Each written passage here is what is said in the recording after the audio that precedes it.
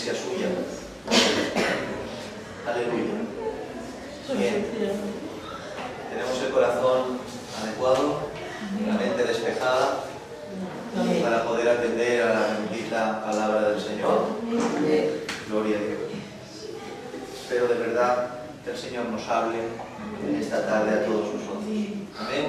Y podamos seguir aprendiendo de su bendita palabra. Amén. Amén. Bien, vamos a intentar en el día de hoy, tratar algunos de los últimos detalles relevantes al respecto de lo que concierne a la cena del Señor, y concretamente vamos a hablar de dos puntos específicos y vamos a intentar tratarlo y hablarlo en lo que resta de culto en el día de hoy. Tomamos asiento y nos movemos lo menos posible, por favor. Amén. Gloria a Dios. Amén. Digo que vamos a tocar dos puntos en concreto y con ello vamos a dar por finalizado lo concerniente a la cena del Señor en este día. Los dos puntos son los siguientes.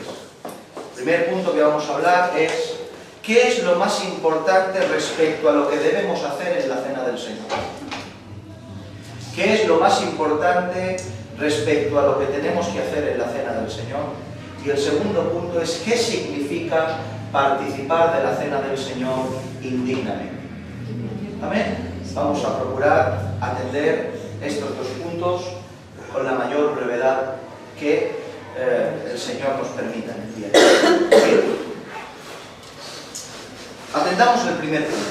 Para ello, como no, 1 Corintios 11, vamos a leer el verso 23 y 25 y que el Señor purifique nuestros labios como siempre para leer su bendita palabra. Amén. Gloria a Dios. 1 Corintios 11, 23 y 25. Y dice así la palabra del Señor. Y habiendo dado gracias, lo partió y dijo: tomad, comed, esto es mi cuerpo que por vosotros es partido, haced esto en memoria de mí. Asimismo, tomó la copa después de haber cenado, diciendo: esta copa es el nuevo pacto en mi sangre, haced esto todas las veces que la bebiereis en memoria de mí. Amén. Amén. Yo no sé si lo han notado, pero hay aquí una expresión que se repite, que resume la esencia de la ordenanza, de la base de la cena del Señor. Amén. No preocuparos, que vayan tomando asiento. Hay una expresión que resume la esencia de esta ordenanza, de lo que es la base de la cena del Señor. Amén. Y es esta: en memoria de mí. Amén. Lo voy a volver a repetir: en memoria de mí. Amén. ¿Qué es memoria? ¿Qué es memoria? Definición de memoria: imagen o conjunto de imágenes, de hechos o situaciones pasados que quedan en la mente. Amén. Memoria también es capacidad de recordar. En griego la palabra que se utiliza para memoria es anámesis y viene a significar recolección de recuerdos. La palabra que encontramos en hebreo, por ejemplo, en la noche de la Pascua, en el capítulo 12, verso 14, encontramos la palabra memoria, y esta palabra en hebreo es tigrón, que viene a significar conmemoración, conmemorativo y recuerdo. Esto es memoria. Por tanto, el mandamiento de la base de la cena del Señor es simple y llano. Y escucha bien, iglesia del Señor. El mandamiento base es este: recordadle. Amén. Dios. Sí, Señor. Recordarle. Amén. Recordar lo que Cristo es y hizo. Amén. Tenerlo presente. Acordarse de lo que Él representa y es. Todo lo que ha hecho por usted y todo lo que ha hecho por mí. Todo lo que ha hecho por el mundo. En la cena del Señor se recuerda a Cristo. Amén. Amén.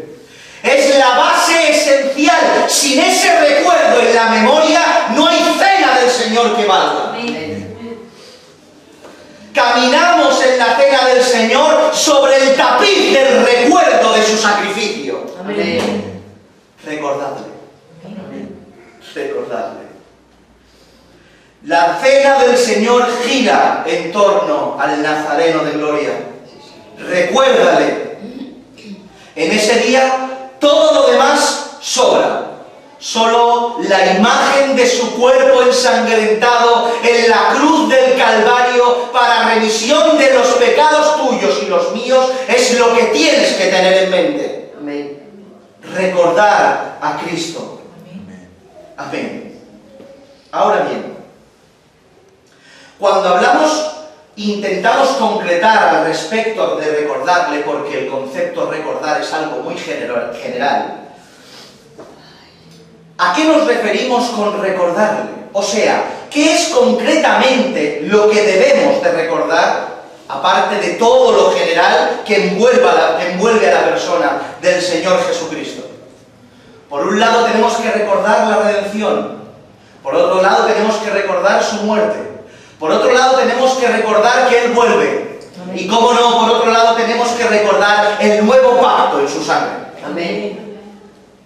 Todas estas cosas mencionadas las podemos encontrar segregadas por 1 Corintios 11 y con relación directa a la cena del Señor. Por tanto, vamos a intentar hablar un poco, muy por encima, mis hermanos, sobre estos aspectos los cuales el día de la cena del Señor, tal cual es mañana, debemos tener presente y recordar. La redención. No hablaremos mucho de la redención, ya que, como hemos dicho, hay temas que tocamos, palabras que tocamos, que son demasiado enormes y son temas en sí mismos. Y ya hemos tocado alguna cosa respecto a la redención, pero el día de la cena del Señor debemos recordar de que fuimos redimidos. Amén. Debemos recordar de dónde fuimos libertados. Como ya estudiamos, la liberación del pueblo de Israel en esclavitud en Egipto no solo venía a simbolizar una liberación física por cuando estaban esclavos y después fueron libres, sino una redención, una liberación espiritual, ya que fueron extraídos de la tiniebla y la idolatría, al reino de la luz del Señor omnipotente. Pues de la misma manera, la liberación efectuada por Cristo Jesús nos redime, nos compra, nos traslada de las tinieblas a su hermoso y precioso reino. Redención. Estuvimos hablando de Geulá, de agorazo, de exagorazo, sacarlo de la plaza. Él nos compró, y no con dinero corruptible, sino a precio de sangre. Amén. Pero no solo nos ha librado a término general de esta muerte a vida, sino que nos ha librado de tantas cosas, mis hermanos. Si pudiéramos tenerlo por perceptible esto, nos ha librado de todo lo malo, nos ha librado del yo. Amén.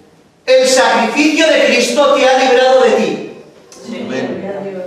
Te ha librado de que tú seas el centro para que Cristo sea el centro. Amén. Te ha librado de tus deseos, de tus ambiciones, de tus avaricias, de tus codicias. Ha hecho que tu yo desaparezca para que su Él venga presente a tu vida. Amén.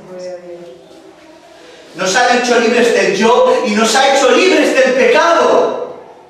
Ya no somos esclavos de aquello que nos vencía. Acuérdate que estabas ligado a tantas ataduras pecaminosas y ahora el Señor te ha rescatado de esa manera de vivir. ¡Oh, cuánta gracia recibida! Señor. Ya no estamos ligados, que sea al alcohol, que sea a las drogas, que sea a la mentira, que sea a la ira, que sea al rencor, que sea toda clase de pecados.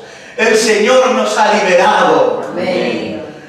Nos ha liberado de este mundo de maldad. Ya no queremos estar ligados a este mundo. Nos entendemos que somos peregrinos y un peregrino lleva poco equipaje, mis hermanos. Señor. Nos ha librado y nos ha hecho libres de la muerte. Nos ha librado de todo lo malo, mis hermanos. Redención. Redención. También tenemos que acordarnos de su muerte. De su muerte. Dice 1 Corintios 11, 26. Así, todas las veces que comiereis este pan y bebiereis esta copa, la muerte del Señor anunciáis hasta que Él venga. Amén. La muerte. La muerte del Señor es algo que debemos tener presente en este día en concreto, todos los días por supuesto, pero en este día en especial, ya que la redención que acabamos de mencionar es efectiva a causa de ofrecerse Él el sacrificio y morir en favor por nuestros pecados. Amén. Por tanto, el concepto de que Cristo murió tiene que estar en nuestra memoria en la cena del Señor. La cruz es el objeto que lo hizo posible. El entregar el Espíritu, cuando dice mi Señor, e inclinando la cabeza, entregó el Espíritu y expiró. Esa expiración de la muerte del Santo hizo que el corrupto que es usted y yo pudiéramos ser santos ante los ojos del Dios omnipotente. Amén. Su muerte tiene que ser recordada y tenemos que tenerla en la memoria, en la recopilación de los recuerdos, cuando dice haced esto en memoria de mí. Redención y muerte. Por tanto, en la cena del Señor anunciamos y proclamamos que murió. Y es algo que tenemos que tener presente. No solo redención, no solo muerte, sino que tenemos que traer a la memoria de que Él vuelve. Amén. Voy a decirlo otra vez porque tendría que haber sonado un amén más fuerte. Que Él vuelve. Amén. Que Él viene a por usted y a por mí. Amén. Que es el motivo más grande de la alegría. Que este mundo pasa, que nos vamos con Él. Es motivo para que estés contento de día y de noche. Y lo único que te entristezca es seguir estando en este mundo. Él vuelve. Dice 11:26 de Primera de Corintios. Así pues, todas las veces que comieres este pan y bebieres esta copa, la muerte del Señor anunciáis. ¿Cómo? Hasta que Él venga. Debemos tener presente que nuestro Señor Jesús no se marchó para no volver, sino que se marchó para hacer otra misión, prepararte la casa de tus sueños. Amén. Gloria a Dios. Prepararte la casa de tus sueños. Que ya no vas a vivir entre cuatro paredes de ladrillo. ¡Ay, Señor! Dice la Escritura, Juan capítulo 14, verso 1. No se turbe vuestro corazón. Creéis en Dios, creed también en mí. En la casa de mi Padre muchas moradas hay. Si así no fuera, yo os lo hubiera dicho. Voy pues a preparar lugar para vosotros. Y si me fuere yo, os prepararé lugar. Vendré otra vez y os tomaré a mí mismo, para que donde yo estoy, vosotros también estéis. Amén. Oh, Dios mío, si no hay más alegría que esta, si esto no te llena de gozo y de alegría, nada te llenará de gozo y de alegría. Ay, no solo muere por nuestros pecados, sino que nos va a hacer una casa. Por tanto, la expectativa de su regreso debe estar presente en especial manera en la cena del Señor. Porque de cierto es que murió, pero de cierto también es que resucitó y volverá con su iglesia. Amén. Por tanto, tal como nos enseña Pablo, hasta que Él venga, lo recordaremos. Amén. Pero si algo envuelve a todo esto es el recordatorio y el mandato directo de recordar el nuevo pacto, mis hermanos. Nuevo pacto. Primera de Corintios, capítulo 11, verso 25, dice así. Asimismo, también tomó la copa después de haber cenado, diciendo: esta copa es el nuevo pacto en mi sangre, haced esto todas las veces que la bebiereis en memoria de mí. Gloria a Dios. ¿A qué se refiere con el nuevo pacto?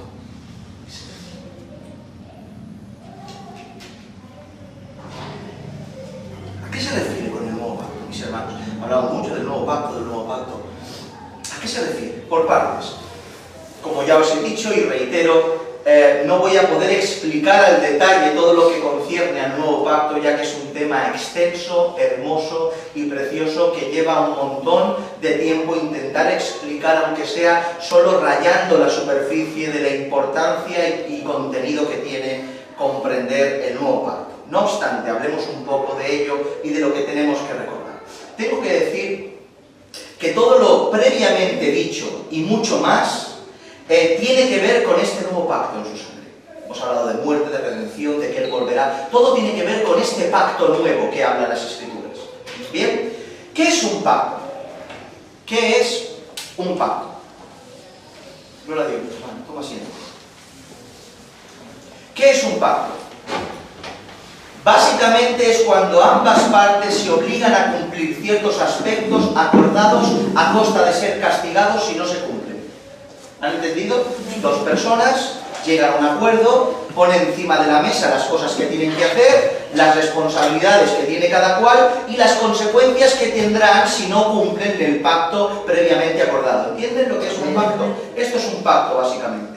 En las Escrituras encontramos el concepto pacto por todos los sitios y sobre todo de los pactos entre los hombres, de los pactos de Dios con los hombres. En la Escritura conocemos pacto con la palabra brit y dentro de estos pactos nos encontramos con pactos incondicionales y pactos condicionales.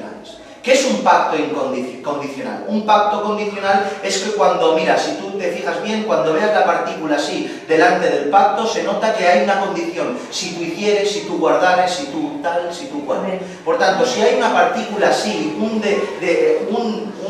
algo que denote que hay un condicionante, este pacto está condicionado a ciertas cosas que tienen que hacer ambas partes. Por ejemplo, si tú pusieres esto aquí, yo pondré esto aquí. Y en base a tu obediencia, así es la consecuencia de Dios al respecto de tu compromiso y obediencia a ese pacto. Pero hay a veces pactos incondicionales. ¿Y qué significa un pacto incondicional? Significa que a pesar del tú, Dios cumple con lo establecido. Amén. ¿Lo has entendido? Amén. A pesar de que tú no cumplas nada, por cuanto no se te pone una exigencia, para que Dios cumpla lo que tiene que cumplir. ¿Qué significa? Que Dios pacta consigo mismo. Por tanto, cuando hay un pacto incondicional, la persona no tiene que ver con el cumplimiento de lo que Dios ha prometido. Haga la persona lo que haga, Dios cumplirá lo que Él prometió porque pactó con Él mismo. ¿Entendéis? Amén. Muy bien. Dentro de esos pactos incondicionales, como no, se encuentra el pacto por autonomasia, el pacto a Abraham. El pacto con Abraham.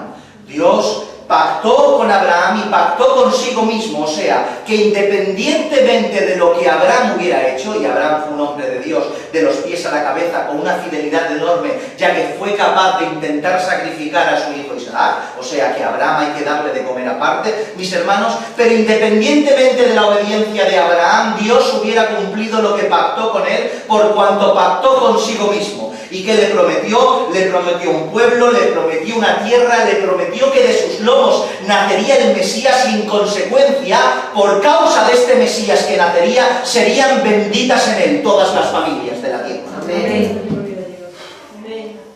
Todos los pactos que siguen al abrahámico, todos estos pactos cuelgan y están subyugados de él. Pactos como el mosaico, el davídico e inclusive el nuevo pacto están en pie por causa de este primer pacto que Dios hizo con Abraham incondicionalmente. ¿Por qué? ¿Por Abraham? ¿Por la calidad del pueblo? No, porque Dios pactó consigo mismo y lo que Dios dice que va a cumplir, lo cumple. Amén. Sí, Señor. Dicho todo esto, ¿a qué pacto se refiere Cristo con el nuevo pacto? ¿Acaso es un pacto nuevo que no tiene origen en la profecía bíblica? Es un pacto en el cual nuestro Señor Jesús se sacó de la manga diciendo, mira, vengo a traer esto nuevo, un nuevo pacto que yo he traído. ¿Acaso tiene desconexión este nuevo pacto con lo que encontramos en la profecía bíblica? No, en absoluto, sino una vinculación perfecta. Este pacto es el cumplimiento de lo que encontramos en la boca profética del profeta Jeremías. En Jeremías 31, del 31 al 36, leemos lo siguiente. Se van a tener paciencia, por favor. Leemos lo siguiente. Dice, he aquí vienen días, dice el Señor, en los cuales haré nuevo pacto con la casa de Israel y con la casa de Judá, no como el pacto que hice con sus padres el día que tomé su mano para sacarlos de la tierra de Egipto, porque ellos invalidaron mi pacto, aunque fui yo un marido para ellos, dice el Señor. Pero este es el pacto que haré con la casa de Israel después de aquellos días, dice el Señor. Daré mi ley en su mente y la escribiré en su corazón, y yo seré a ellos por Dios, y ellos me serán por pueblo. Y no enseñarán más ninguno a su prójimo, ni ninguno a su hermano, diciendo, conoce al Señor, porque todos me conocerán, desde el más pequeño de ellos hasta el más grande, dice el Señor, porque perdonaré la maldad de ellos, y no me acordaré más de su pecado. Así ha dicho el Señor, que da sol para la luz del día, las leyes de la luna y de las estrellas para la luz de la noche, que parte el mar y brama sus ondas. El Señor de los ejércitos es su nombre. Si faltaren estas leyes delante de mí, dice el Señor, también la descendencia de Israel faltará para no ser nación delante de mí eternamente. Amén. Amén. Nuevo pacto. ¿A quién y a qué se refieren las Escrituras cuando habla de nuevo pacto? ¿A quién se está dirigiendo Dios por medio de boca del profeta Jeremías cuando habla del nuevo pacto encontrado en Jeremías 31:31? Aquí no aparecen gentiles por ningún sitio, sino a la casa de Israel y a la casa de Judá, haciendo mención en esta separación por las 2 tribus que se quedaron en el sur y las 10 tribus que se separaron y se fueron hacia el norte, cuando después de que Salomón dejó el trono a su hijo hubo la separación de Israel, y se separaron 10 tribus para el norte y 2 se quedaron en el sur, y se conoce así en esta separación entre la tribu de Judá y el pueblo de Judá y el pueblo de Israel, aun siendo todos dentro del mismo pueblo de Israel. Y Dios pacta no solo con una parte del sur o una parte del norte, sino en general con todo su pueblo Israel, y le promete todas estas cosas que hemos visto aquí en Jeremías 31. Pero bien, si esto es así, la pregunta es obvia. ¿Eso significa que nosotros los gentiles no estamos incluidos? Porque si vemos Jeremías 31, la casa de Israel, la casa de Judá, vemos a Jesús con sus 12 discípulos, los cuales son todos del pueblo de Israel. Vemos que dice que no he venido sino las ovejas perdidas de la casa de Israel. ¿Qué pasa? Que los gentiles estamos desamparados de este pacto. ¿Qué estamos haciendo entonces en la institución de la cena del Señor? ¿Acaso estamos desvinculados de esto? En absoluto, ya que dice Efesios, capítulo 2, verso 11 al 13. Por tanto, acordaos de que en otro tiempo vosotros los gentiles, en cuanto a la carne, erais llamados sin circuncisión por la llamada circuncisión hecha con mano en la carne. En aquel tiempo estabais sin Cristo, alejados de la ciudadanía de Israel y alejados de los pactos de la promesa, sin esperanza y sin Dios en el mundo. Pero ahora en Cristo Jesús, vosotros que en otros tiempos estabais lejos, habéis sido hechos cercanos por la sangre de Jesucristo. Aleluya. Por tanto, antes nosotros los gentiles que estábamos desamparados de los pactos del Señor, ahora venimos a ser amparados y cercanos. ¿Por medio de qué? Por la sangre de Jesucristo en la cruz del Calvario. Sí, Señor. Regocíjate y acuérdate de él. Amén. Por tanto, quien hace posible esta riqueza enorme, esta gracia desmedida, este amor impresionante, no es nada más y nada menos que nuestro Señor Jesús. Amén. La noche que fue entregado, tomó pan, tomó un vino y lo vinculó a su cuerpo y instituyó la cena del Señor para que cada vez que lo recuerdes, te acuerdes de que te salvó. Amén. Sí, Sí, Señor. Aleluya. El nuevo pacto en su sangre. Por tanto, debemos recordar el nuevo pacto en su sangre y dar gracias por ser partícipe. En conclusión de este punto, y gloria a Dios que hemos ido rápido, en conclusión de este punto, diremos, por tanto concluyo este punto como lo empecé. ¿Qué debemos hacer en la cena del Señor como mandamiento principal en base a la cena del Señor? Recordar. Amén. Recordar. Sí, Señor. Gritemos con fuerza, con nuestra boca y nuestro corazón, en la cena del Señor, que Cristo es nuestra Pascua. Amén. Amén. Sí, Señor. Que Cristo es nuestra Pascua. Aleluya.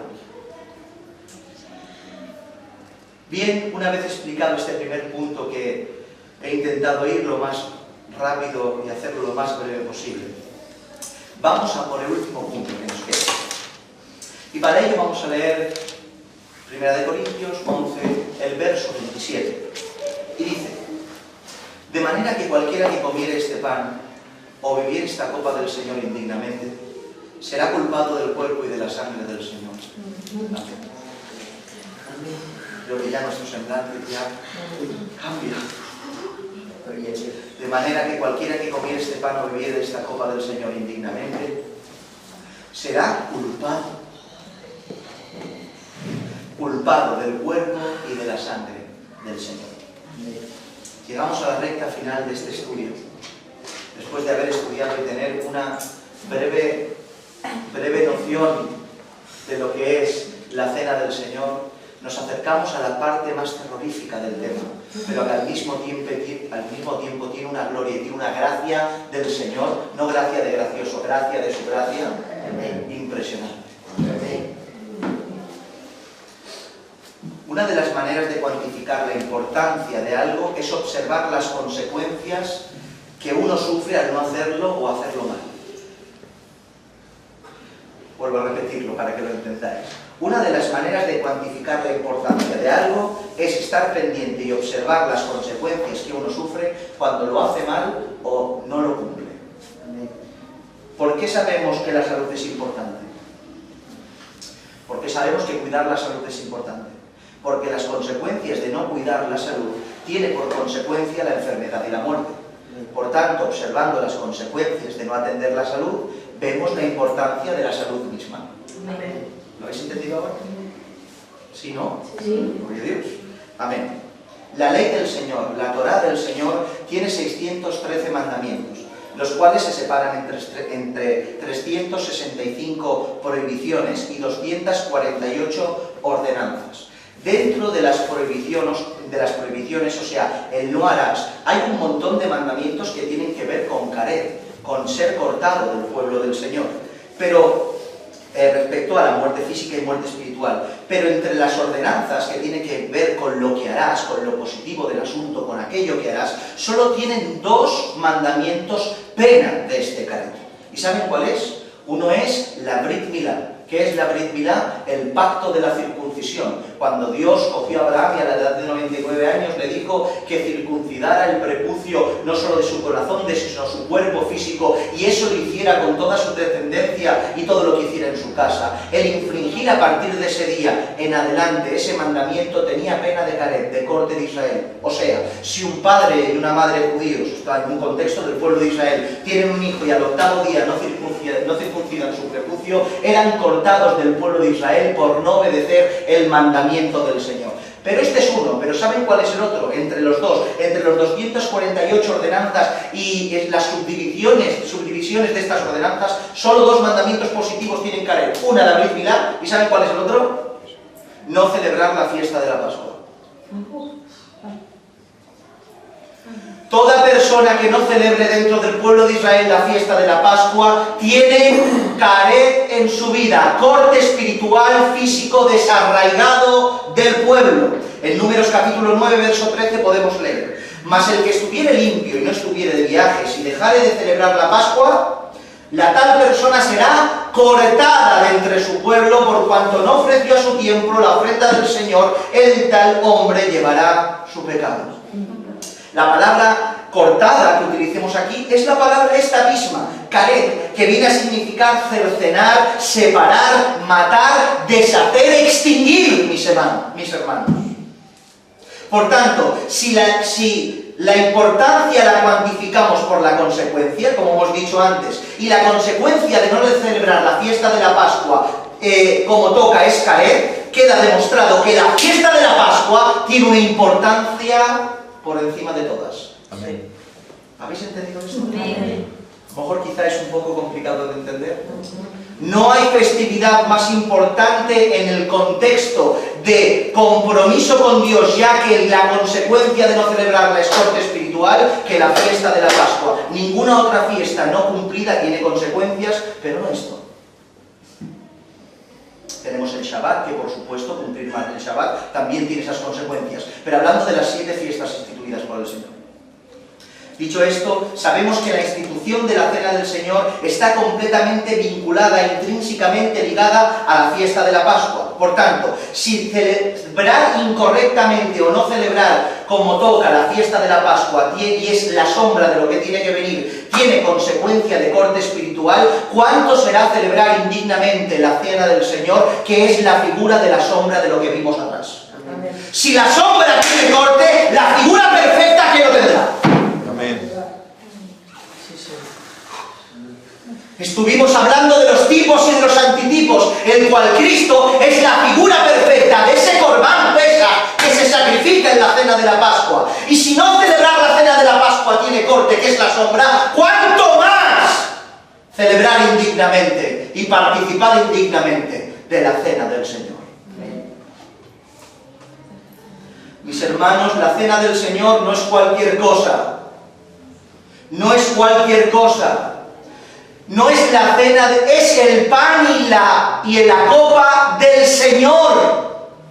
No es el pan y la copa, el pan y el vino de un pastor, el pan y el vino de un rabino, el pan y el vino de una denominación, el pan y el vino de una institución religiosa, el pan y el vino de un líder espiritual. No, si fuera así no tendría tanta importancia. Es el pan y el vino del Señor. Amén. Del Señor, mis hermanos. Por tanto, como dijimos, no es algo sugerido o opcional, sino un mandamiento explícito para todos nosotros, los cristianos también de origen gentil, a guardar la cena del Señor, a celebrar la cena del Señor, pero no conforme queramos, sino conforme Él estipula y con el corazón adecuado. Pero vayamos directo al grano, mis hermanos, porque no quiero tardar en esta tarde. ¿Qué es participar indignamente? ¿Qué es participar indignamente? Indignamente, la definición es despreciablemente. En griego es anexos y viene a significar irreverentemente. Despreciablemente e irreverentemente, o sea, es participar de la cena del Señor sin ningún tipo de reverencia y despreciando con nuestra actitud todo lo que la cena representa. No solo la cena, todo lo que la cena representa, ya que la cena está vinculada a todo lo que Dios es y representa. Cuando uno pisotea la bandera de un país, ¿qué pisotea? ¿Un cacho de tela? Si alguien coge y pisotea la bandera de España aquí afuera, ¿por qué nos da rabia? ¿Porque pisotea un cacho de tela? No, porque pisotea todo aquello que representa. Porque si pisotea la bandera de España, pisotea todo lo que España es y representa. Por tanto, todo aquel que irreverentemente y despreciablemente no toma dignamente la cena del Señor, no solo desprecia el acto en sí, sino todo lo que el acto representa, incluido Dios, el pueblo, su Hijo, su palabra y todo lo que en la Escritura nos enseña que lo que Dios es.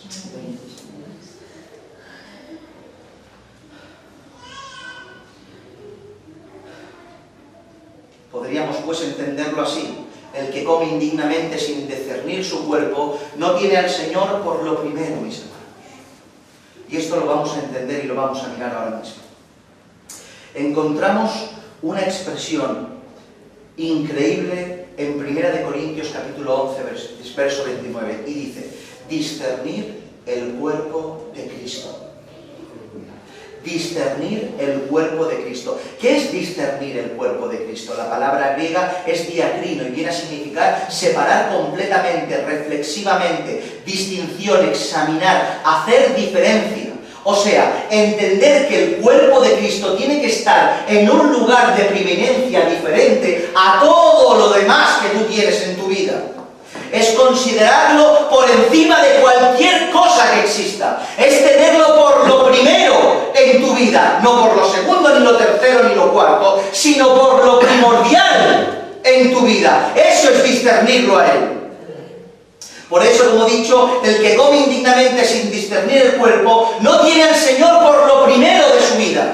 Porque lo tiene, si lo tuviera como lo primero, a la hora de participar, no participaría indignamente del cuerpo del Señor. Pero maticemos aún más. Discernir el cuerpo de Cristo, ¿qué significa? Discernir el cuerpo, a mi modo de entender, y el contexto que nos enseña Corintios y el contexto completo de las Escrituras, podemos separarlo en dos aspectos fundamentales. En primera instancia, discernir la relación de Él hacia nosotros, o de nosotros hacia Él, y en segundo punto, discernir la relación de nosotros con los propios hermanos. O sea, una relación con Él y una relación con los hermanos. Un discernimiento de lo que Él es y un discernimiento de lo que tienes alrededor. ¿Habéis entendido esto? En primera instancia, la relación entre nosotros y Él. Discernir el cuerpo se refiere a tenerlo separado en nuestro corazón, como lo más importante, como lo que acabamos de hablar. Eso implica una lealtad y una subyugación absoluta a su bendita voluntad. Leemos en Romanos capítulo 1, verso 1, Pablo, siervo de Jesucristo. La palabra siervo ustedes conocen que es doulos, que es esclavo. Por tanto, cuando Pablo habla respecto a siervo de Jesucristo, no dice que es compañero de Jesucristo o compañero de milicia como puede tener a Bernabé o a cualquier otro, sino que cuando se dirige a Jesucristo lo tiene como siervo suyo. Por tanto, es su Señor y este es su esclavo. A tal nivel de dependencia y de esclavitud y de apego a la voluntad del Señor tienes que estar con Él. Gálatas capítulo 2, verso 20 dice: con Cristo estoy juntamente crucificado y ya no vivo yo, mas vive Cristo en mí, y lo que ahora vivo en la carne, lo vivo en la fe del Hijo de Dios, el cual me amó y se entregó a sí mismo por mí. Por tanto, ser su esclavo implica obediencia. Luego, vivir al margen que Él enseñó no es... O sea, ser esclavo es estar en obediencia, y vivir al margen de lo que Él te enseña es no discernir su cuerpo. Por tanto, cuando yo vivo al margen de lo que Jesús me enseña, por cuanto proclamo que es mi Señor y yo soy su esclavo, vivir en desconexión de esa voluntad es no discernir lo que Cristo representa. No sé si me explico. Explicado esto, podemos entender que todo relacionado con el pecado, mis hermanos, ya que toda desobediencia es pecado, y lo que Cristo manda viene directamente desde su Padre, y toda desobediencia a Dios es pecado. Todo lo relacionado con el pecado hace que participes indignamente de la mesa del Señor. ¿Sí? ¿Verdad? Primera de Corintios capítulo 5, verso 11, Pablo empieza a hablar de una serie de pecados que tienes una serie de pecados que tienen aquellos que se llaman hermanos y no lo son. Dice: más bien os escribí que no os juntéis con ninguno que, llamándose hermano, fuere fornicario o avaro, idólatra, malediciente, borracho, ladrón, con el tal ya no comáis. Por tanto, si en un contexto de participar de una comida, aquel que se llama hermano y no lo es porque peca, yo tengo la prohibición de sentarme con él, cuanto más si esos pecados no son de mi hermano y son míos. El pecado con relación a Dios no tiene sentido ninguno. Y como la cena del Señor va ligado con lo que Dios es y representa, y lo que Cristo es y representa, no tiene relación tener pecado y poder participar de la cena del Señor. Si lo hacemos así, participaremos indignamente de ella, mis hermanos. ¿Cómo participar de la mesa del Señor pecando? ¿Me lo quieren decir? ¿Cómo participar de la mesa del Señor pecando? Sabiendo que mañana, al día siguiente, seguiré ganándome la vida mintiendo. ¿Cómo puedo participar de la cena del Señor sabiendo que mañana me ganaré la vida ilegítimamente? ¿Cómo puedo participar de la cena del Señor sabiendo que tengo hábitos ocultos que atentan contra mi cuerpo, contra mi vida y contra la integridad y testimonio de su pueblo? ¿Cómo puedo participar de la mesa del Señor sabiendo que pones una cara en la iglesia y otra cara delante de tu casa y de tu familia? ¿Cómo puedo participar de la mesa del Señor sabiendo que tengo rencor en mi corazón hacia alguien o hacia algo? ¿Cómo puedo tener el valor de sentarme estando enemistado con mis hermanos o mis hermanas o con gente que no conozco sin arreglar el tema? ¿Cómo puedo participar de la cena del Señor sabiendo que sigo sin perdonar? Así no se puede participar, mis hermanos. Dice 1 Corintios capítulo 5 el apóstol Pablo, versos 6 al 8. No es buena vuestra jactancia, ¿no sabéis que un poco de levadura leuda toda la masa? Limpiaos pues de la vieja levadura para que seáis nueva masa sin levadura como sois, porque nuestra Pascua, que es Cristo, ya ha sido sacrificada por nosotros. Así que celebremos la fiesta no con la vieja levadura, ni con la levadura de malicia y de maldad, sino con panes sin levadura de sinceridad y de verdad. Amén. El apóstol Pablo exhorta poderosamente a la iglesia de Corinto que a la hora de participar de la cena del Señor quiten, desarraiguen de su vida todo lo que sea levadura, que es una similitud al pecado de sus vidas. De la misma manera es lo mismo que decir lo siguiente: no discernir el cuerpo de Cristo es no discernir su sacrificio, es despreciar voluntariamente el sacrificio que su Hijo hizo en favor nuestro. Es terrible, mis hermanos. Es lo que dice aquí en un contexto de una persona que premeditadamente lo hace así. No de su hijo que está pasando una dificultad, sino de la persona que premeditadamente así lo hace. Hebreos capítulo 10, verso 26 al 31 dice: porque si pecáramos voluntariamente después de haber recibido el conocimiento de la verdad, ya no queda más sacrificios por los pecados, sino una horrenda expectación de juicio y de hervor de fuego que ha de devorar a los adversarios. El que viola la ley de Moisés por el testimonio de 2 o 3 testigos muere irreprensiblemente. Escucha, ¿cuánto mayor castigo pensáis que merecerá el que pisoteare al Hijo de Dios? Y escucha, y tuviera por inmunda la sangre del pacto, en la cual fue sacrificado, e hiciera afrenta al Espíritu de gracia, pues conocemos al que dijo: mía es la venganza, yo pagaré, yo daré pago, dice el Señor. Y otra vez, el Señor juzgará a su pueblo. Horrenda cosa es caer en manos del Dios vivo.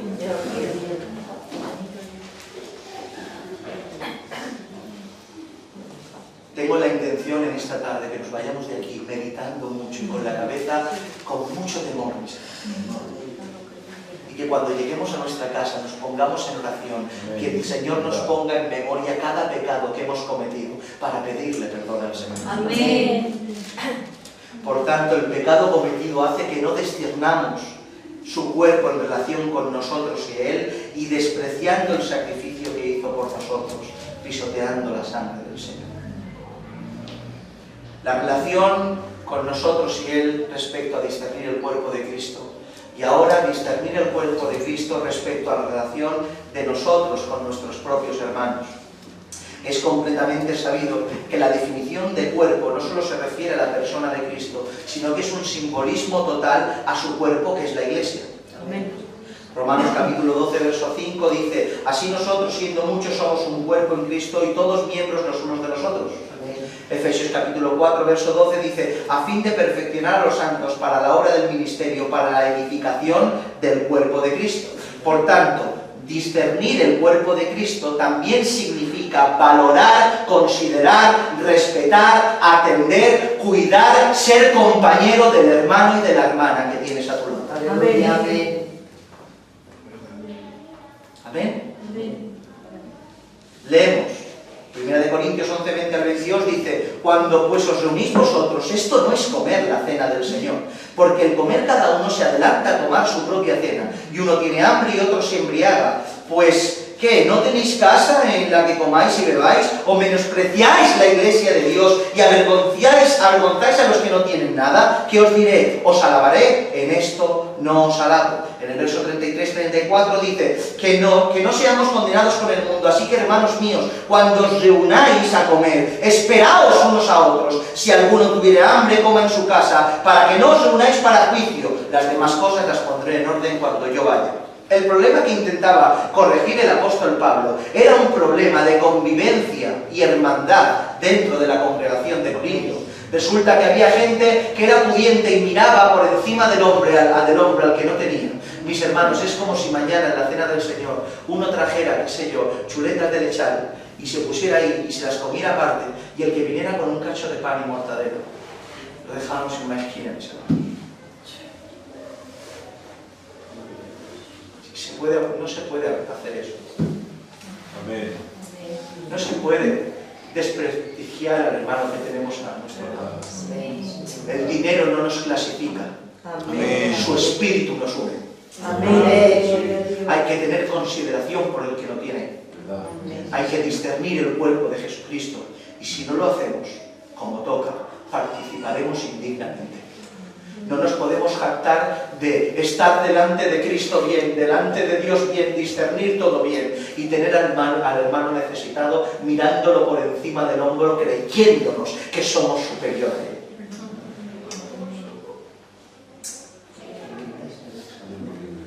Esto es del Señor. Amén.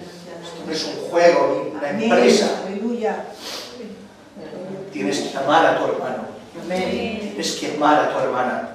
Y si tienes 2 capas, préstale un nombre. Gloria a tu nombre.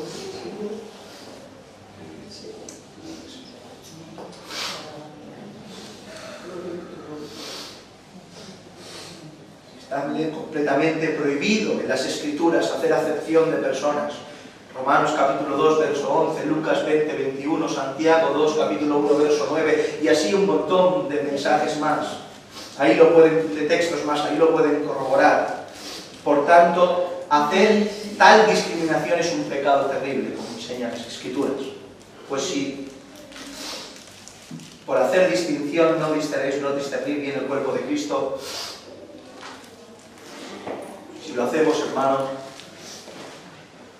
no podemos participar correctamente con el pecado. ¿Sí lo tenéis primero? Disculpadme. Disculpadme.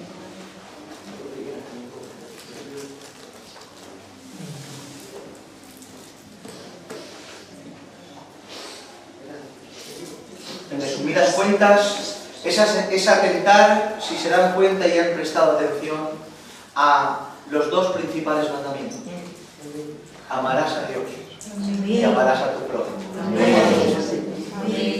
Por tanto, discernir el cuerpo de Cristo es ser un fiel seguidor de Dios y guardar los 2 principales mandamientos.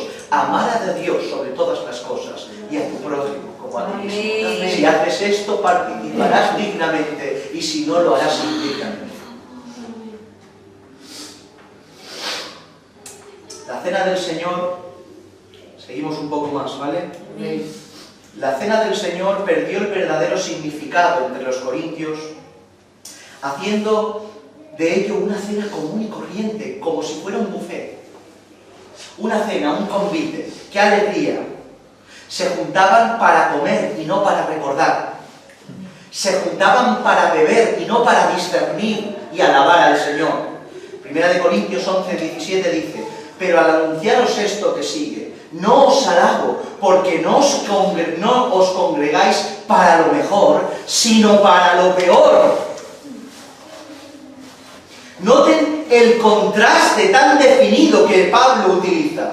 Mejor, peor, en base a la misma fiesta. O sea, la fiesta no cambia. Es el 14 de Nisan, la fiesta de la Pascua, en la cual los gentiles recordaban la institución de la cena del Señor. La fiesta no cambia, pero la actitud de la persona hacía que se congregaran o para lo mejor o para lo peor. Por tanto, tu intención, tu actitud, tu discernimiento hace que lo mejor se transforme en lo peor. La palabra mejor es creitón, mayor, lo mejor, lo más noble. Y la palabra peor es getón, que viene a significar menos. O sea, lo entendemos así: no os juntáis para lo más alto, sino que tu actitud, con algo que tendría que ser así de alto y de elevación espiritual, te juntas para que sea lo más bajo. Para que veáis lo que se puede transformar un mandamiento del Señor. Porque que tenga título de mandamiento no significa que lo cumplamos correctamente. Es más, hay más delito en tergiversar lo santo que en tergiversar lo del mundo. Y lo mejor se transforma en lo peor por no hacerlo con la actitud adecuada. O sea, mañana puede ser un día maravilloso para nuestros días, o puede ser una ruina. Lo mejor o lo peor, como para tomárselo a la ligera. Yo quiero que para mi vida y para la iglesia sea lo mejor. Amén. Lo mejor. Amén, Señor. En consecuencia a esta desobediencia, el castigo de Dios es inevitable. En consecuencia, no discernir el cuerpo del Señor como toca y a participar de la cena del Señor indignamente, el castigo de Dios es inevitable. Primera de Corintios 11, 29, 30. Porque el que come y bebe indignamente, sin discernir el cuerpo del Señor, juicio come y bebe para sí. Por lo cual hay muchos enfermos, debilitados entre vosotros y muchos duermen. Hablemos esto por partes. Dios juzga los actos y las intenciones de los hombres en relación a cómo se acercan a la cena del Señor.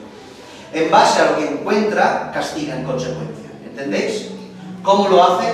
Sabemos que Dios tiene un sinfín de maneras de castigar a su pueblo. Pero resaltemos las que aquí están expuestas. Enfermos, debilitados y duermen. Cada vez que escuchéis dormir, tiene que ver no con dormir, de dormir literal como entendemos dormir, sino que las Escrituras cuando hablan de dormir hablan de morir. Aquellos que duermen, son aquellos que han muerto, han partido de este cuerpo, han abandonado el cuerpo. Podemos verlo en Juan capítulo 11, verso 11, Hechos capítulo 7, verso 60, un montón de textos que corroboran esto que estamos hablando. Digo las citas y no las para que lo podáis apuntar y corroborar en vuestras casas. Examinamos qué quiere decir esto. Estas tres consecuencias de juicio son verdaderamente aterradoras. Podríamos en primera instancia entenderlo como un aspecto espiritual. Muchas veces se ha predicado, se ha enseñado, y no digo que no sea así. A efectos espirituales, como entendemos enfermarnos, debilitarnos y morir, a efecto espiritual es como cuando parece ser que pecas, que el arrepentimiento no viene rápido, que parece ser que un pecado lleva a otro, te alejas del Señor, el Padre te juzga, se aparta y parece que tu espíritu empiece a enfermarse, tu espíritu empieza a debilitarse, hasta que llega un momento que llega una sequedad extrema que no sientes absolutamente nada. El Señor se aleja de ti para que entiendas que tu manera de vivir hace que estés desamparado de Él. Esta aplicación es una posibilidad, pero lo que en realidad el texto se refiere, además de esta consecuencia que acabamos de citar, que no digo que no sea, es un castigo físico, mis hermanos. Un castigo físico hacia la persona que participa indignamente de la cena del Señor. Sino también las tres expresiones es como calificar los estados de una enfermedad terminal en una persona. Por desgracia, de cerca lo hemos podido contemplar y hay familiares aquí que lo han podido ver de cerca. 1, te diagnostican la enfermedad terminal. 2, enfermas. 3, cada vez enfermas más y te vas debilitando hasta que llega un momento que abandonas el cuerpo. Es un proceso que sigue su curso. Las Escrituras tienen un sinfín de lugares que demuestran todo lo concerniente a este castigo y al castigo de Dios de multiforme manera de veces lo encontramos. En Primera de Pedro, capítulo 4, verso 16 al 17, podemos ver cómo Dios castiga a los que son suyos. En Hebreos capítulo 12, verso del 5 al 11, contemplamos que el castigo es llevado hasta el extremo. Dice Dios que azota a todos aquellos que tienen por hijo. ¿Saben qué significa la palabra azote en griego en este contexto? Viene a significar el flagellum romano. ¿Os acordáis cuando hablemos de la pasión del Señor? Cuando hablemos de los sufrimientos del Señor. Ese látigo corto con un mango largo, con 3 o 7 tiras de cuero, con piezas de hueso de animal al final, que cada latigazo desgarraba la piel del maestro. Pues pone este ejemplo en Hebreos.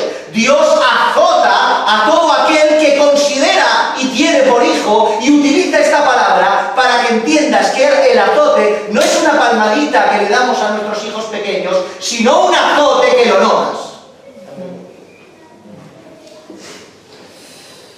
Este castigo del Señor puede llevar hasta la muerte, mis hermanos. ¿Están notando la gravedad del asunto? Puede llevar hasta la muerte. ¿Os acordáis de Ananías y Zafira? Sí. Ananías y Zafira eran un matrimonio que vendieron una heredad, y en el tiempo de que todo el mundo ponía y vendía y ponía el dinero a los pies de los apóstoles, este matrimonio lo vendió, y cuando lo vendió, heredaron una fortuna, concogieron una fortuna, y dijeron, bueno, es mucho dinero, demos una parte. Y cuando fueron, dieron una parte y le dijeron, ¿esto es el precio de la heredad? Sí, es el precio de la heredad. Mintieron a Dios por medio de su mentira. Cayó primero aniquilado uno y después cayó aniquilado otro, porque Dios castiga. Y castiga hasta términos tan extremos que te quita la vida. Amén. No necesariamente este proceso tiene que comenzar y terminar así. O sea, no el que enferma tiene por qué debilitarse, y no el que está debilitado tiene por qué morir. Si te sientes así con estos síntomas, arrepiéntete. Y quizá el Señor, como el rey Ezequías, se volcó contra la pared y dijo, Señor, acuérdate de los días que te serví, manda al profeta y te alarga 15 años más de vida. ¿Entiendes lo que quiero expresar? Ahora bien, y atiende esto con detenimiento. Todo este trato de Dios, todo este castigo, no está impulsado por un Dios injusto. No está impulsado por un Dios sin consideración de la humanidad. Un Dios airado y vengativo, sin ningún tipo de sentimiento, de miramiento, que abusa de su poder omnipotente para con lo que creó. Sino por un Dios que es Padre y que trata con sus hijos. Siempre que el Señor castiga para rectificaciones y no para condenación. Amén. Hay que estar muy atento a la hora de leer esto y hacer una clara distinción entre castigo y condenación, mis hermanos. Amén. Escucha bien este texto. Corintios 11:32. Atiende. Mas siendo juzgados, somos castigados por el Señor. ¿Para qué? Para que no seamos condenados con el mundo. Amén. Amén. Otra vez. Amén. Mas siendo juzgados, enfermos, debilitados, muertos, azotes, flagellum, lo más grande del mundo, aun siendo juzgados y castigados por el Señor, mas siendo juzgados somos castigados por el Señor para que no seamos condenados con el mundo. ¿Notan la diferencia? Amén. Castigo viene a significar en griego paideu, que es entrenar a un niño. Significa educar, significa disciplinar, significa corregir, significa enseñar. En cambio, condenado es catacrino y viene a significar juzgar en contra y sentenciar. Por tanto, mientras que el castigo tiene que ver con una enseñanza para rectificación, la condenación tiene que ver con un juicio para esa misma condenación. Dios no condena a los que son suyos, sino que los castiga hasta llevarlos al extremo para que sean salvos. Amén. Hebreos capítulo 12, verso del 7 al 11 dice: si soportáis la disciplina, Dios os trata como a hijos, porque ¿qué hijo es aquel a quien el Padre no disciplina? Pero si os deja sin disciplina, de la cual todos habéis sido participantes, entonces sois bastardos y no hijos. Por otra parte, tuvimos a nuestros padres terrenales que no nos disciplinaban y los venerábamos, ¿por qué no obedeceremos mucho mejor al Padre de los Espíritus y viviremos? Y aquellos ciertamente por pocos días nos disciplinaban como a ellos les parecía, pero este para los que no es provechoso, para que participemos de su santidad. Es verdad que ninguna disciplina al presente parece ser causa de gozo sino de tristeza, pero después da fruto apacible de justicia a los que en ella han sido ejercidos. Amén. Amén. Por tanto, el juicio recibido de parte del Señor por participar de la cena del Señor indignamente no es condenatorio, sino para tu rectificación. Te castiga, te enferma, te debilita y te mata para que puedas ser salvo. Mi hermano y mi hermana. Porque el Señor no está mirando a la primera de cambio para condenarte, sino que utiliza todo lo que está en su mano para lo contrario. Amén. Pero aún así, mis hermanos, participar indignamente de la mesa del Señor puede hacer que Dios nos haga enfermar. Yo no quiero enfermar. O incluso que quite la vida a fin de que podamos ser salvos. ¿Cómo participar de cualquier manera? No sé, quizá en el pasado, al estar acostumbrados a participar cada domingo, ha hecho que esto no tenga, como qué sé yo, como que no tiene importancia, como un día más, un domingo más. Quizás sea por eso. Si llego tarde, llego al momento de tomarme el cacho de pan y el cacho de vino, entro por la puerta, eso es el pacto dame, dame. Coges tal, te lo comes y sí.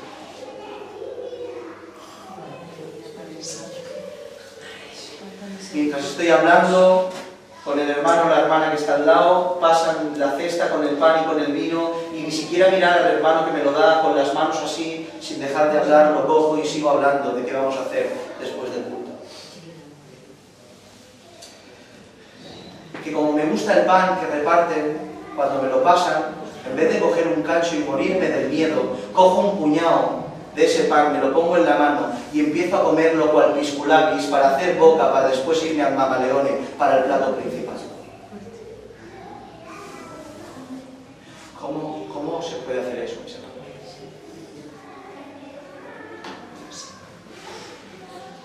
Me siento y participo de la cena del Señor como si no me importara nada. ¿Cómo podemos hacer eso? Que nos mate el Señor y nos lleve con Él antes de infringir tal delito. Amén. Esto es santo, mis hermanos. Es que no sé, hoy me sale predicar así, lo siento. Discúlpenme, pero es que esto es tan santo. Es que es del Señor. Y todo lo que es del Señor tiene que tener una reverencia máxima. Y tenemos que ni mirar hacia arriba, tenemos que tener temor, discernir su cuerpo, participar como toca. En el nombre del Señor. Amén.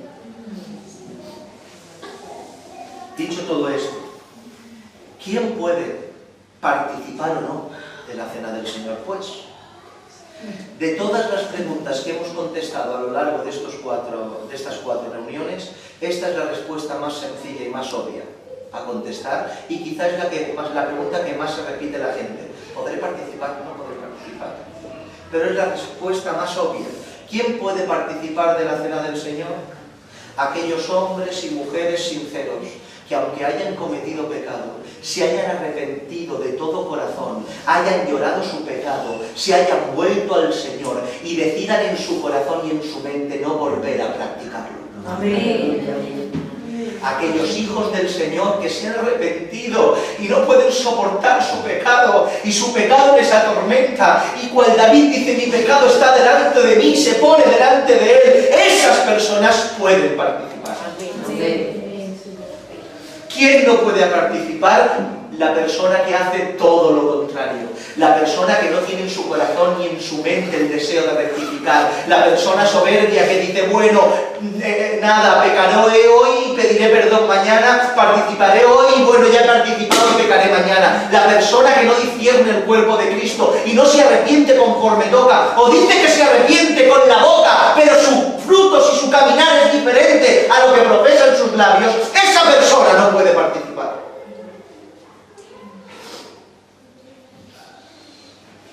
Pero pastor, ¿cómo administramos esto?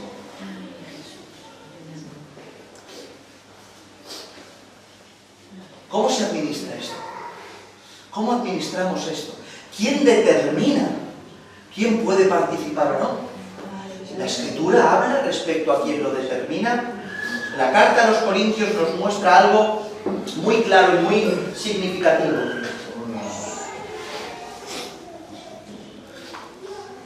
Escuchen bien, terminamos ya. 1 Corintios, capítulo 11, el verso 28 dice lo siguiente. Por tanto, pruébese cada uno a sí mismo, y coma así del pan y beba de la copa. El mismo texto, el verso 31 dice, si pues nos examinamos a nosotros mismos, no seremos juzgados. En ambos textos se refiere a lo mismo, a examinarse, porque la palabra pruébese viene a significar exactamente lo mismo, examinarse. Esta expresión le encanta al apóstol Pablo. En 2 Corintios, capítulo 13, verso 5, está ese famoso texto que ya hemos predicado aquí en la congregación, el cual dice, examinaos a vosotros mismos si estáis en la fe, probaos a vosotros mismos, a ver si Jesucristo está en vosotros.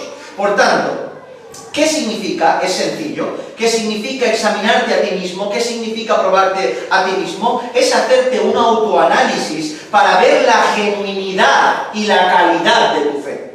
No es que le preguntes solo al hermano que tiene enfrente a que te diga cómo estás. Tú mismo, porque tú te conoces a ti mejor que nadie. Amén. Tú me puedes engañar a mí, pero no te puedes engañar ni a ti y menos puedes engañar a Dios. Amén. Por tanto, tienes que autoexaminarte, mirarte, a ver cómo vives, acorde con lo que los mandamientos estipulan. El Señor me dice esto y yo hago esto. El Señor me manda que mire aquí, yo miro allí. El Señor me manda que aquí no entre, yo entro. El Señor me dice que perdone, yo perdono. El Señor me dice que no mienta, yo miento. Y empiezas a chequearte y a examinarte verdaderamente a ver si eres o no eres un hijo de Dios y a ver si tu fe es genuina en consecuencia con tus frutos. Porque tu fe solo con la boca es palabra vacía que no sirve. La fe se demuestra por medio de la obra. Amén. Es un autoexamen, por tanto, el participar o no dentro de aquellos que han creído, por supuesto, depende de uno mismo y del autoexamen previo que haga respecto a la genuinidad de su fe. Aquella persona que es hijo de Dios, aquella persona que es hija de Dios, se autoexamina a sí mismo y si ve que aunque tiene miles de fallos, sigue adelante, se arrepiente, camina y ve que su fe es genuina, ese autoexamen él mismo le hará decidir si puede o no puede participar. La responsabilidad de participar o no recae sobre el individuo y él es el que decide.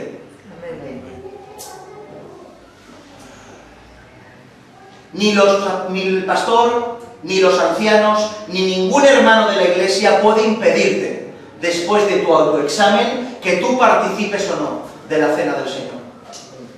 Somos fieles a lo que la Escritura enseña, y la Escritura enseña que la responsabilidad cae sobre ti. Y tú disfrutarás o tú te enjuiciarás a ti mismo. Ahora bien, esta norma de dejar al pueblo que decida se puede romper cuando se detecta que un individuo tiene una tendencia pecaminosa la cual no quiere ser rectificada. ¿Entienden? Ahí tenemos la orden del apóstol Pablo cuando había ese que tenía un pecado cometido, lo veas y dice, ¿este qué hace? ¿Va a participar? Sacad a este perverso de entre vosotros. ¿Notan? Que ya no le deja la libertad de este, sino que como es un pecado tan evidente el cual no quiere ser rectificado, el pueblo, el pastor, los ancianos tienen el derecho bíblico, según la pauta y la ordenanza bíblica, de no solo no dejarlo participar de la cena del Señor, sino inclusive por los medios adecuados expulsarlo de la congregación. Imaginan que alguien tiene la intención de participar, un ejemplo, alguien tiene la intención de participar de la cena del Señor, y tiene la intención, pero tú conoces su vida pecaminosa y el pecado que tiene sin rectificar. Tú lo sabes, y como hermano que eres de él, te acercas con humildad, con sencillez, sin vigas en los ojos, porque para juzgar primero la paja del ojo de tu hermano, uno tiene que estar sin vigas en las suyas. Y con los recursos adecuados te acercas a él, intentas hablarle de parte del Señor, no con altivez, no para dañarle, sino para corregirle, con sencillez, con palabra. Vamos a orar, hermano, mira lo que hay aquí, mira lo que has hecho, yo creo que esto no es correcto, vamos a ayudar, si yo no puedo, vamos a hablar con los más hermanos, y con esa actitud, si rectifica, gloria a Dios que participe. Pero si no rectifica, tenemos el derecho y la obligación de que no participe, si no rectifica, que no participe, porque si no estará comiendo y bebiendo juicio para sí. ¿Entendéis esto? Por tanto, el participar o no de la mesa del Señor depende, en primera instancia, del autoexamen personal de cada uno. Él es el que decide, pero en casos específicos, por causa de un pecado reiterado que no se quiere rectificar, la propia iglesia, los ancianos de la iglesia y el propio pastor tienen el derecho bíblico de coger a esa persona y por los medios adecuados evitar que coma juicio y si no rectifica incluso expulsarle de la congregación. Pero eso es otro tema. Un último detalle al respecto, el cual contestará a una buenísima pregunta que hizo nuestro hermano Antonio en el día de ayer. No participar de la mesa del Señor, escúchate, no participar de la cena del Señor y que eso sea positivo, o sea, no participar y que eso sea positivo, está en una línea muy delgada entre lo correcto y lo incorrecto. Por un lado, tenemos aquel que no participa porque verdaderamente su situación pecaminosa está en un proceso de dificultad y rectificación. Y por otro lado tenemos el que decide no participar porque sabe y ha decidido que no va a rectificar su pecado. ¿Habéis entendido la diferencia? ¿Lo repito otra vez? Aquel que no participa porque verdaderamente su situación es pecaminosa y está en un proceso de rectificación, y por otro lado, aquel que decide no participar porque sabe que va a seguir pecando y no quiere rectificar.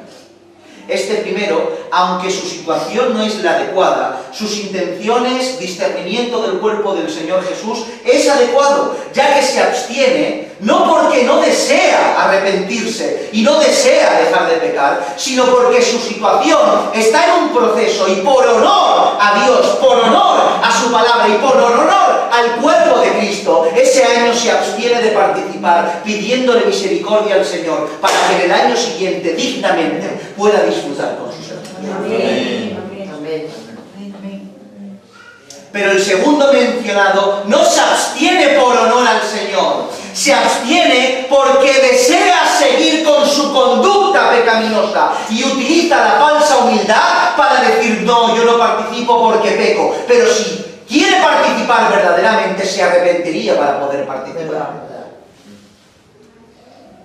Por tanto, el no participar, sea de una manera o de otra, aunque hay una gran diferencia entre ambos casos, uno bueno y uno malo, denota que en la vida del que no participa hay un problema. Por tanto, a cada persona que no se siente, denota por su falta de participación una anomalía pecaminosa la cual se tiene que rectificar en su vida, sea más grave o menos grave. ¿Habéis entendido esto hasta aquí? Intento explicarlo de la mejor manera que puedo. Amén, amén. Me cuesta, de verdad. Una última posibilidad. Una última posibilidad. Hay otra clase de situaciones al considerar de cierto grupo de personas, y es la siguiente. Es aquel que se autoexamina a sí mismo, pero no se siente digno de participar de la cena del Señor después de haberse hecho el autoexamen porque recién ha pecado. Y se siente mal, no se siente digno, no se siente bien. Pero quiero decirte que solo el hecho de sentirte mal te va a llevar al arrepentimiento. El hecho de llevarte al arrepentimiento te va a llevar a hacerte apto porque has discernido bien el cuerpo de Cristo y puedes participar. Por tanto, todos aquellos que os sintáis indignos porque quizá habéis pecado, arrepentíos. ¿Lo sentís en el alma? ¿Sentís el dolor como cuando Cristo miró a Pedro y lloró amargamente? ¿Habéis ido de vuestro pecado y os habéis puesto en una esquina a llorar? ¿Y habéis pedido perdón al Señor y el dolor ha sido tan grande que casi os ahoga? Si habéis sentido pedidle perdón al Señor y mañana, en honor a su nombre, participa de la cena del Señor. Amén. Yo no te lo voy a impedir jamás en la vida. Autoexamínate, discierne el cuerpo y disfruta de los bienes que el Señor te quiere dar. Este mensaje no es para que advertirte y que no participes. Todo lo contrario, es para enseñarte cómo tienes que comportarte para participar y para enseñarte que te tienes que arrepentir y participar. Amén. Sí, Señor. Me encantaría que todos ustedes mañana participaran de la cena del Señor, porque sería un síntoma que verdaderamente os habéis arrepentido, nos hemos arrepentido y verdaderamente queremos rectificar nuestra vida. En conclusión, examinémonos a nosotros mismos, arrepintámonos de nuestros malos actos y rectifiquemos nuestras acciones, quitemos de nuestra vida toda levadura de maldad, sentémonos a la mesa del Señor entendiendo de que es por su pura gracia y no por nuestros méritos, recordando a nuestro Señor Jesús y gritando potentemente que Cristo es nuestra Pascua. Amén. Así pues entiende que es su puro amor, su pura gracia la que te hace partícipe. Por tanto, mañana, 14 de Nisan, día de la Pascua, el cual el Señor instituyó, la cena del Señor, te invito en el nombre del Señor que te arrepientas, que te arrepientas y participes de la mesa del Señor dignamente. En el nombre del Señor. Amén, aleluya. Gloria a Dios. Mis hermanos, creedme que en las medidas de mis limitaciones intento enseñaros lo mejor que puedo, mis hermanos. Sé que a veces no me explico del todo bien, pero espero de verdad que después de estos días hayamos podido tener un poquito más de comprensión y podamos participar conforme toca de la cena del Señor. Amén. Amén. Amén. Amén. Inclina tu cabeza.